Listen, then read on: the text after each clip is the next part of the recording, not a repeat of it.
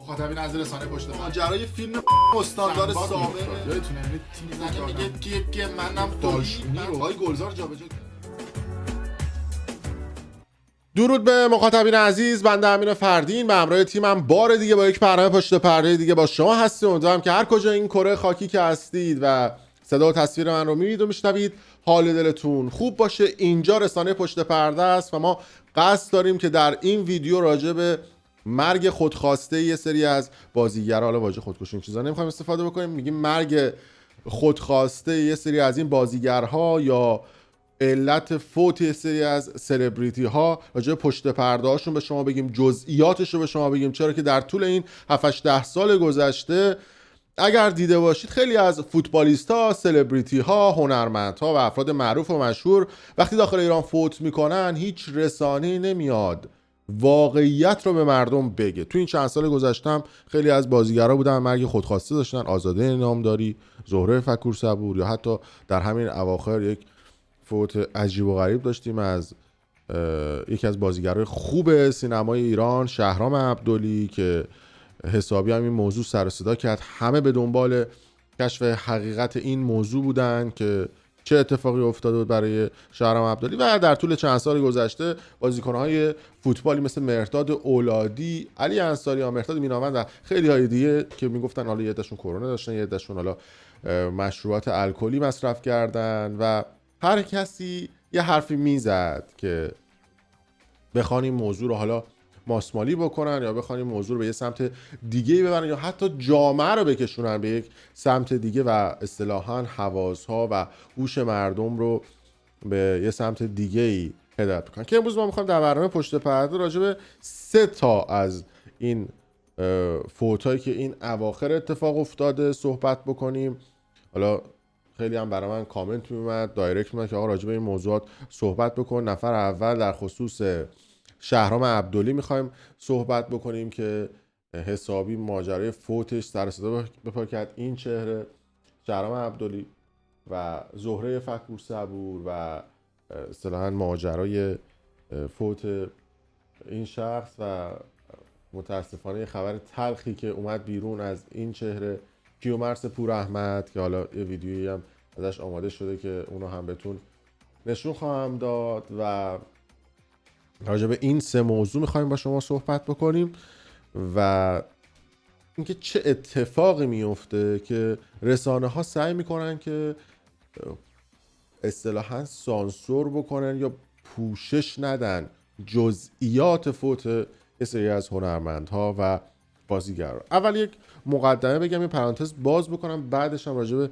این 3 نفر و علتهای فوتشون که خیلی سعی میکنن که پنهان کاری بکنن ما افشاگری خواهیم کرد و صحبت خواهیم کرد. میدونید که در بسیاری از کشورهای جهان سوم و کشورهایی که توش چپاول و دزدی زیاد اتفاق میفته و به جای اینکه یک سری پولها رو خرج افزایش مثلا سواد رسانه مردم بکنن، بخوان خرج افزایش اطلاعات و آگاهی مردم بکنن، خرج برنامه‌های مذهبی میکنن، نمیدونم خرج برنامه‌هایی که خودشون دوست دارن میکنن و عموما شبکه‌های اجتماعی رو به شدت سانسور میکنن، دسترسی آزاد اطلاعات رو برای مردم محدود میکنن و معتقدن که هر چقدر مردم بی سوادتر باشن میتونن خیلی راحت‌تر اون جامعه رو مدیریت بکنن و تو اون جامعه اصطلاحاً حکومت بکنن.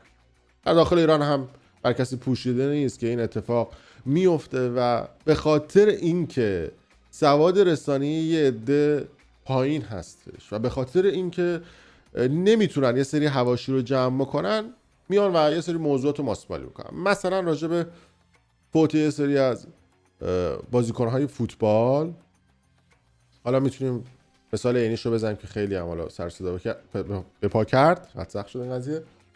ماجرای فوت مهرداد اولادی بود که مصرف بیش از حد مشروبات الکلی و اصطلاحاً مواد مخدر باعث شد که این بازیکن خوب فوتبال ایران متاسفانه اووردوز بکنه، سنکوب بکنه و فوت بکنه.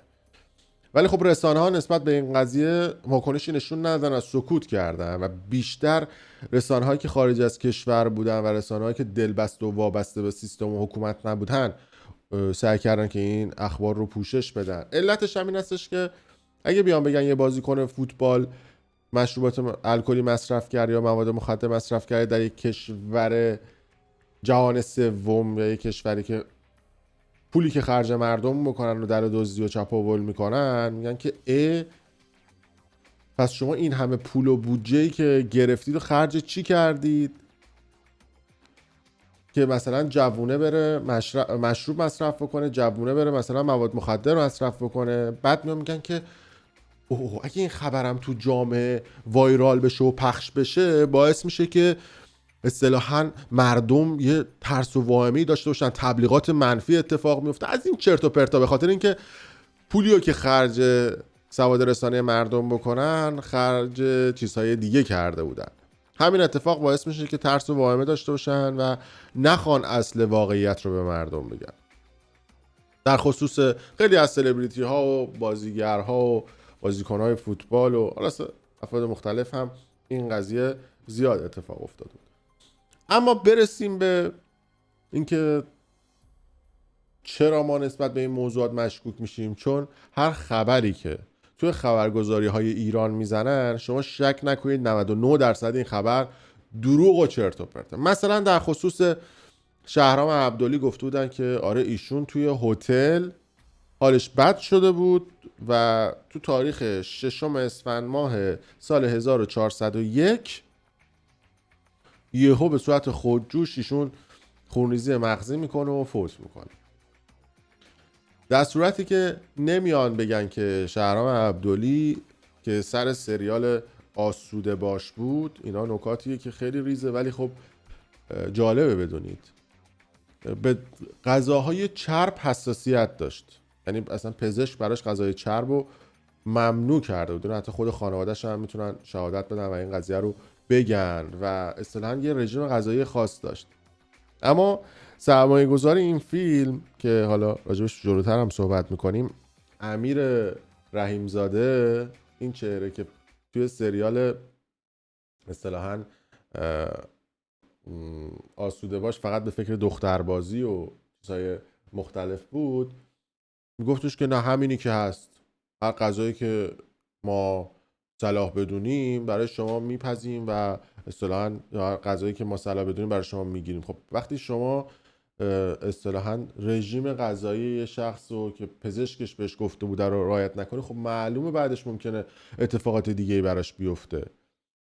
و یکی از این اتفاقات و این موضوعاتی که پیش اومده بود، این آقای امیر رحیمزاده رقم زده بود. و جالب بدونید که ایشون به عنوان تهیه کننده سریال آسوده باش توی این سریال با کی دوست شده بود، اینا هم بگیم، حالا جلوتر بهش خواهیم پرداخت. با این خانم نفیسه روشن که توی این فیلم بود. ماشاءالله خانم نفیسه روشن هم نگم براتون ها، یعنی تو هر فیلم و سریالی که میره سری میپره و اصطلاحاً سرمایه گذار رو به قولی مخ میزنه و به قولی برمیداره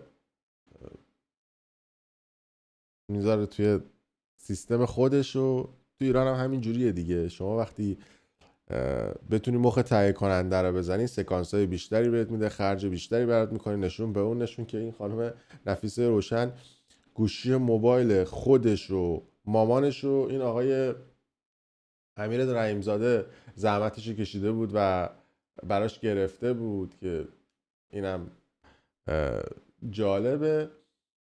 قبلا هم راجع به خانم نفیسه روشن ما یه افشاگری کرده بودیم و یه صحبتی کرده بودیم. بریم یه افشاگری ریز از خانم نفیسه روشن ببینیم.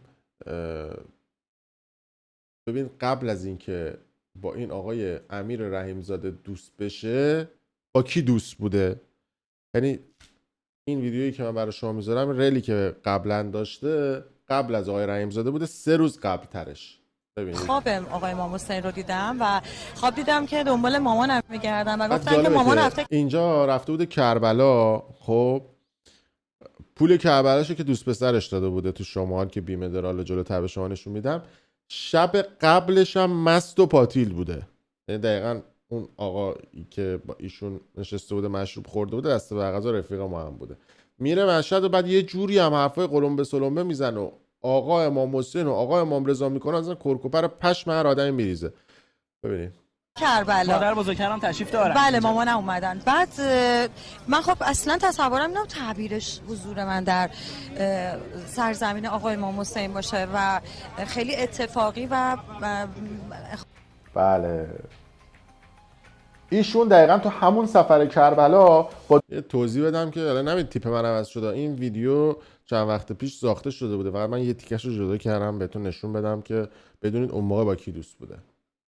دوست پسرشون و اون آدمی که اصطلاحاً باشون حال و هول میکردن رفته بودن. یعنی در همون سفر کربلایی که میگم من خواب ما بابا چرا میگی شما با یه شخصی به اسم مهدی حیدرپور در حال حاضر صیغه‌ای. اگه به این عکس نگاه بکنید به انگشتر و ساعت و اون پیرن و اینا و عکس بعدی رو اگر نگاه بکنید میبینید که بله انگشتر و ساعت و پیرن دقیقاً همون هستش. ایشون آقای مهدی حیدرپور هستن که یه سمتی دارن تو بیمه سرمد و سال 98 هم برای مجلس کاندید شده بودن و رد صلاحیت میشن. یه دونه بچه هم من فکر میکنم داره، چون تو عکس‌ها و موقع ثبت نام ها هم عکسایشو با یه بچه دیدیم و البته عکسای کار را به انداز سمت بگیرم دارن دیگه، مثلا عکسایی که اینجوری نکن سلام علیکم جای مختلف و اینا، عکسای کار را به انداز بهشون ما میگیم که این عکس‌ها رو شما بگیرید کارتون راه میفته در تمام مراحل اداری.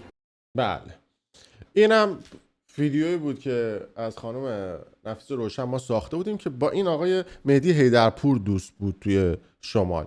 مهدی حیدرپور براش یه دونه سالن زیبایی میزنه توی شمال و مراسم افتتاحی و فلان و اینا، یه مدت که باهاش بوده و صیغه بوده و فلان و اینا کار راه میندازه.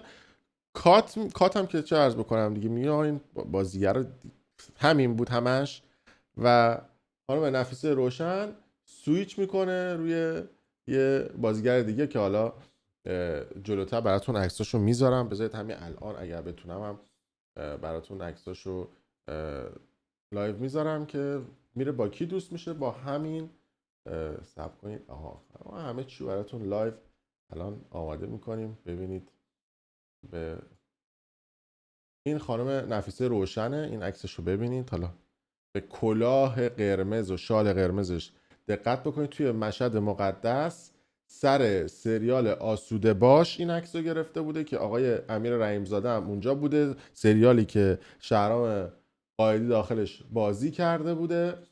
اینجا میاد این اصطلاحاً عکس رو میگیره و بعدش هم این آقای امیر رحیم‌زاده است که این کلاه قرمز رو با خانم نفیس روشن ست میکنه. در این عکس اگه بخوام خیلی بهتون دیتیل بدم یه روز قبل از ولنتاین بوده که این عکس رو میگیرن، حتی یک روز هم کار رو تعطیل میکنن و بلند میشن میرن تهران اشغال و حال و هول. دقیقاً این عکس‌ها مال شب قبل از ولنتاین بوده و نکته مهمتر این هستش که از شمال خانم نفیس روشن بلند میشه و میره سر سریال آسوده باش و جالبه که اونجا به همه دستور میداده و اصطلاحاً به هر کسی که اونجا بوده میگفته که بعد این کارو بکنی بعد اون کارو بکنی. حتی دیگه اواخر میخواسته یه کاری بکنه کارگردان هم عوض بکنه. بعد مایی که میایم راجع به این بازیگرها افشاگری میکنیم، میگیم آقا این بازیگرها بر اساس استعداد و تواناییشون نیومدن توی فیلم ها و سریال ها بازی بکنن، بر اساس استعداد و تواناییشون اومدن توی یه سری از این فیلم ها و سریال ها بازی کنن، به یه عده بر میخوره.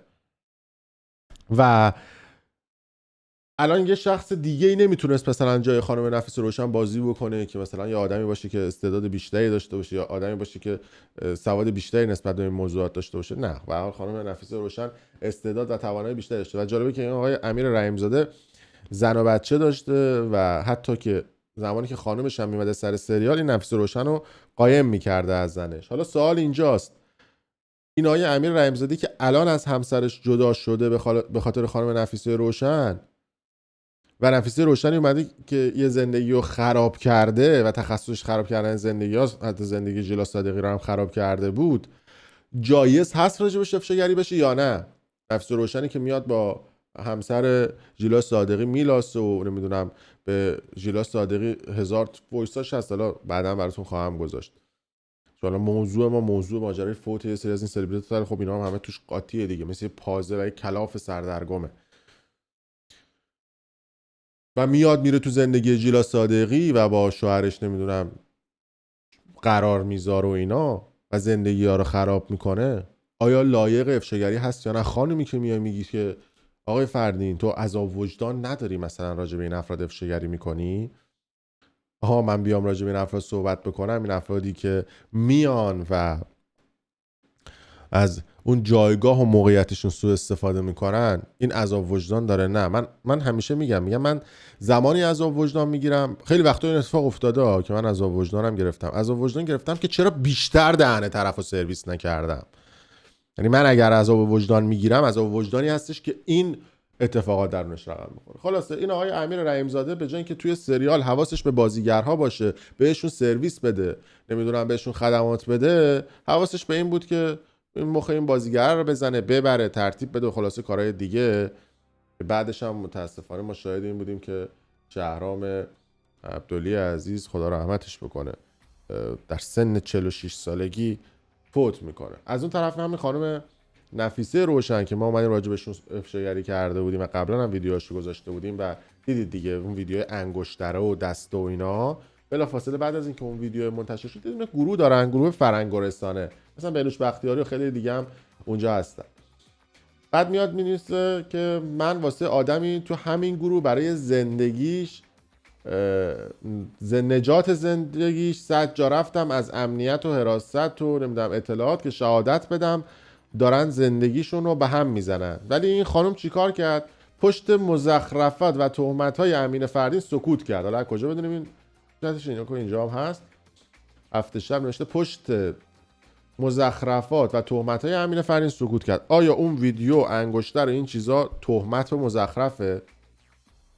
اگه شما به اینا میگی تهمت مزخرف، ما دیگه حرف دیگه ای نداریم. اما موضوع جنجالی بعدی موضوع خانم زهره فکورصبور بود که کاملا این موضوع رو من توی یه ویدیوی دیگه توضیح داده بودم و گفتم، اما خب برای اینکه یه مقداری شاید خیلی اون ویدیو رو ندیده باشن دوباره نسبت به این قضیه صحبت خواهم کرد. یه خبری وایرال شده بود که آره امین فردین یک افشاگری کرده بود از خانم زهره فکورصبور. خیلی تون میگم چون قبلا بارها و بارها این قضیه رو توضیح داده بودم. من چند سال پیش ویدیو از خانم زهره فکورصبور ساخته بودم که خانم زهره فکورصبور رو اومده بودم گفته بودم که ایشون صیغه مهران مهام هستن و مهران مهام همسر شرعی ایشون از صیغه به حال شرعی و قانونی دیگه توی ایران همسر شرعی و قانونی آقای مهران مهام هستن و مهران مهام به عنوان تهیه کننده اگر تو فیلم و سریالاش به خانم زهره فکورصبور فیلمو بازی میده، یکی از دلایلش هستش که خب با هم دیگه هستن و رابطه دارن و توی سینما ایران شما بدون رابطه و پارتی یا بدون فساد نمیتونی نقش بگیری.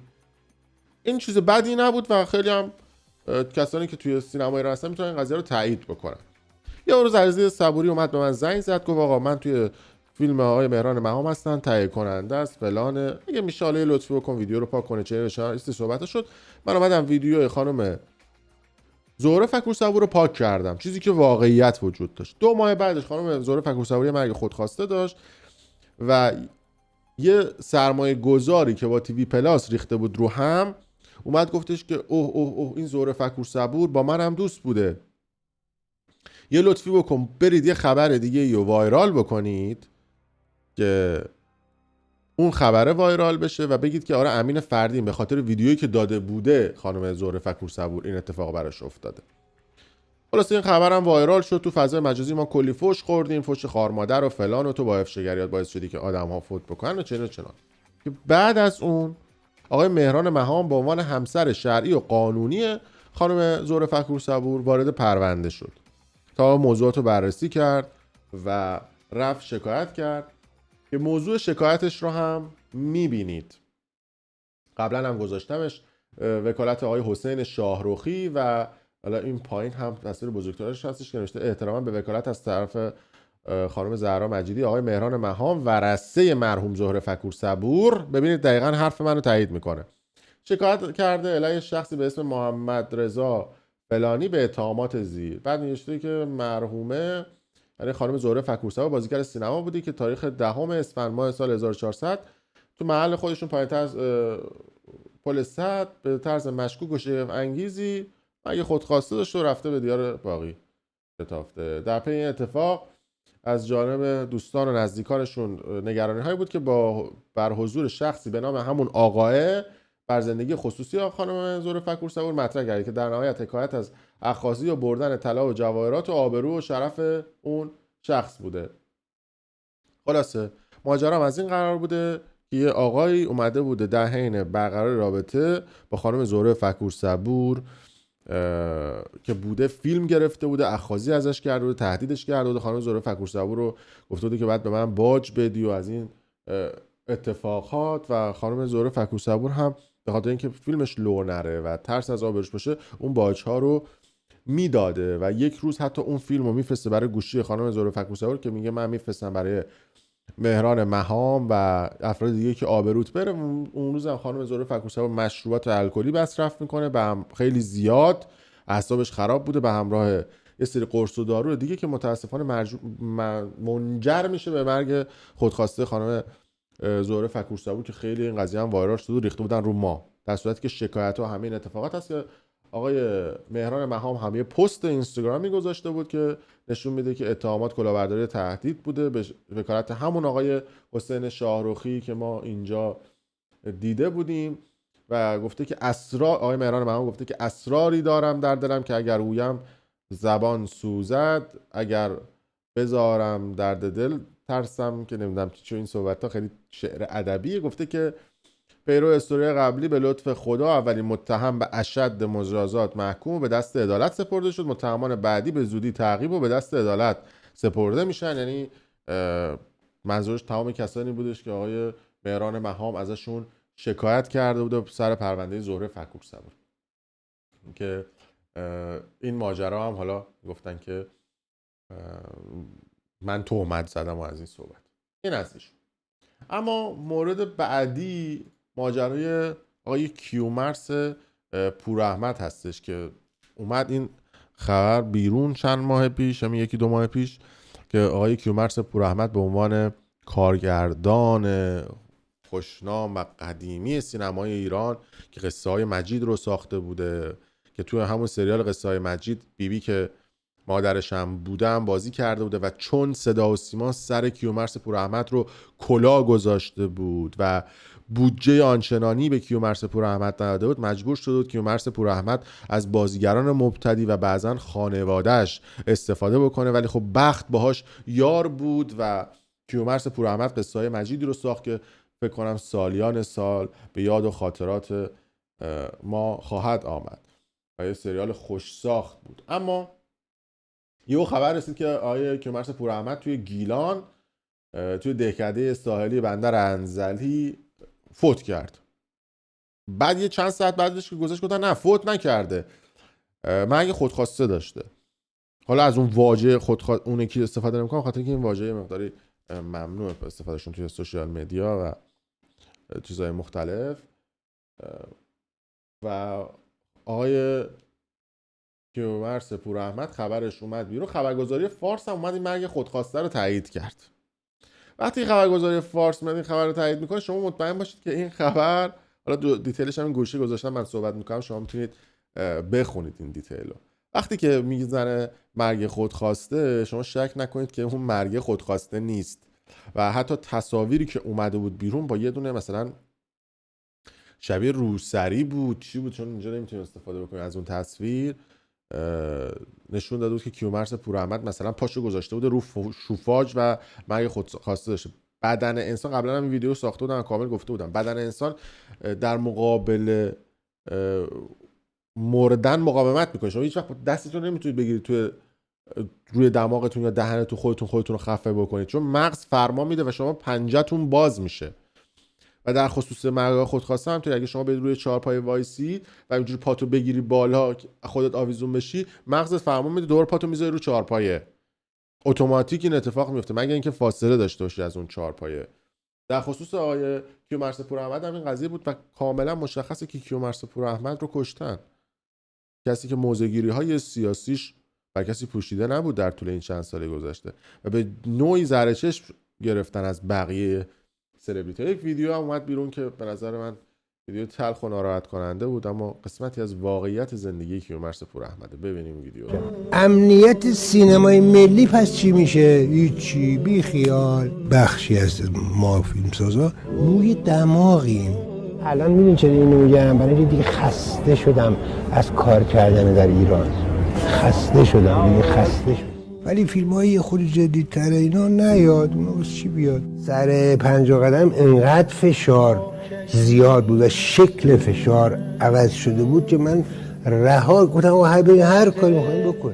این آدمان پشت این میزای این کارا رو میکنن. این فیلم اونجا قاچاق بشه تو سر اون بخوره دق کنیم اینا خوشحالم میشن به نظرم. آخه بعد بخیر نمیشی، بدبخت میشی. اصلا به هیچ چیز نگفتم. هیچ کس هم هیچ نقشی نداشت تو زندگی. هم با مزه هم گریه داره هم خنده. آدم نمیده بخنده یا گریه کنه. تا یه هفته واقعا بغض داشتم از اون فیلم. دیگه اینجا ایشوموش و فلان و فلان اینا و سینما همجور سعی دو بزنی زندگی کنی کار کنی. فقط اگه از کارت لذت ببری خوشبختی. من خیلی خوشبختم. کیمیایی و مهرجویی واقعا ما مدیون اینای نسل ما و سینمای ایران مدیون این دوتا دیگه. رقص، آواز، خوشی، خنده، بشکن و بالا بنداز نداری. دیگه همینه دیگه. یه خورده خودم گریم افتاد. اینقدر گریه کردم که نتونستم بخونم. خیلی سخت من تونستم برسم به سینما، به اونجایی که میخواستم، با تلاش زیاد، با رنج زیاد، با کار زیاد. خیلی سخت. هیچ مدیری سر سوزنی براش اهمیتی نداره که من 40 و چند سال تجربه کار دارم. من گفتم آقا اینجوریشو ولش کن، من 5 سال دیگه میسازم. اشتباه از من بوده، اینو میدونم. من از دوره کودکی نفرت دارم اصلا. چون اولا لکنت زبان داشتم و این لکنت زبان باعث میشد که تو مدرسه کتک بخورم و خیلی منزوی بودم. این قضیه در منم صدق میکنه. من شغلم فیلمسازی فیلم هستم، چی کار کنم؟ بله این هم فیلمی بود که از کیومرث پوراحمد به یادگار موند و تیکه‌هایی از صحبت‌های کیومرث پوراحمد و این قسمتی از ماجرای فوت یه سری از سلبریتی‌ها و بازیگرای داخل ایران بود. آزاده نامداری هم همینطور ماجرای مرگش مشکوک بود که البته یه عده میگفتن که اختلافات خانوادگیش با همسرش و افراد مختلف هم بی دلیل توی این موضوعات نبوده، که حالا سعی می‌کنیم که باز هم توی ویدیوهای بعدی نسبت به این موضوعات صحبت بکنیم. در صورت مرسی که تا این لحظه با رسانه پشت پرده همراه بودید. اگر دوست داشتید کانال یوتیوب برنامه پشت پرده رو سابسکرایب کنید، ویدیو رو لایک کنید و برای دوستان خودتون به اشتراک بذارید. ممنون که تا این لحظه با ما همراه بودید.